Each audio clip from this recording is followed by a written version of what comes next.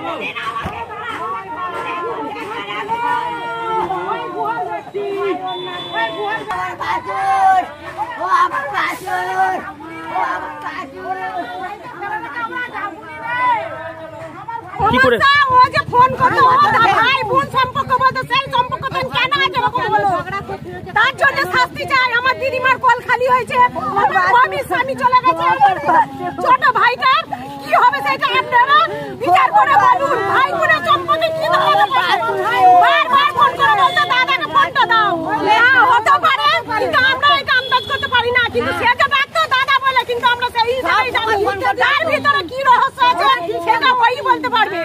কোনো পার্টি না মানে গোপালকে ডাকতো এই রোডের কাজ করতো, রাস্তার কাজ করতো সরকারি বলিনি।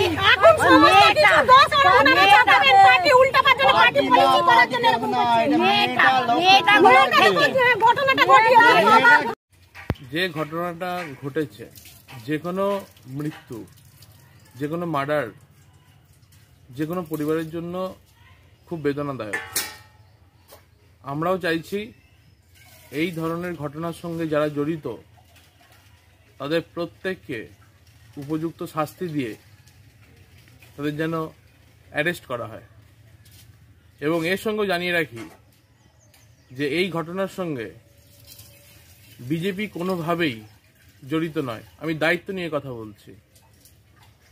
কিছু ঘটনা ঘটলেই তৃণমূল এখন বিজেপির ঘাড়ে দোষ চাপায়, কিন্তু আমি দায়িত্ব নিয়ে আপনাদের বলছি এই ঘটনার সঙ্গে কোনোভাবেই বিজেপির কেউ জড়িত নয়। এই ধরনের ঘটনা তৃণমূলের আভ্যন্তরীণ বিষয়। তাদের গোষ্ঠীদ্বন্দ্বের ফলে এক পক্ষের লোক, এক গোষ্ঠীর লোক অন্য গোষ্ঠীর লোককে খুন করছে, মার্ডার করছে, মেরে ফেলছে। এই যে ঘটনা, পুলিশ প্রশাসন মমতা ব্যানার্জির নিজস্ব হাতে আছে। তারা কেন পারছে না যারা এই ধরনের ঘটনা ঘটিয়েছে তাদের অ্যারেস্ট করতে, তাদের উপযুক্ত শাস্তি দিতে? আমি প্রশাসনের কাছে দাবি জানাচ্ছি এই ঘটনার সঙ্গে যারা জড়িত তাদের প্রত্যেককে ধরা হোক এবং তাদের উপযুক্ত শাস্তি দেওয়া হোক। এবং পুনরায় আরও একটা কথা বলি, কোনোভাবেই দায়িত্ব নিয়ে বলছি, কোনোভাবেই এই ঘটনার সঙ্গে ভারতীয় জনতা পার্টির কেউ জড়িত নয়। দুঃখজনক এবং মর্মান্তিক ঘটনা। আমরা চাই অপরাধীদের খুঁজে বের করে তাদেরকে গ্রেপ্তার করে দৃষ্টান্তমূলক শাস্তি দেওয়া হোক। কারণ উস্কানিমূলক রাজনীতি পশ্চিমবাংলার বুকে ভারতীয় জনতা পার্টি শুরু করেছে। আমি মনে করি তারই প্ররোচনার ফল আজকে সাহেবকে এইভাবে অকালে চলে যেতে হলো। অপরাধীদের আমরা দৃষ্টান্তমূলক শাস্তি চাই।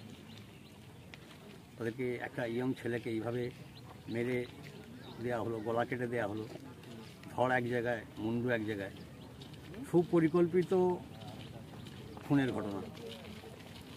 সুপরিকল্পিতভাবে সাহেবকে খুন করা হয়েছে। আমরা এর তীব্র নিন্দা করছি এবং আসামিদের ফাঁসির দাবি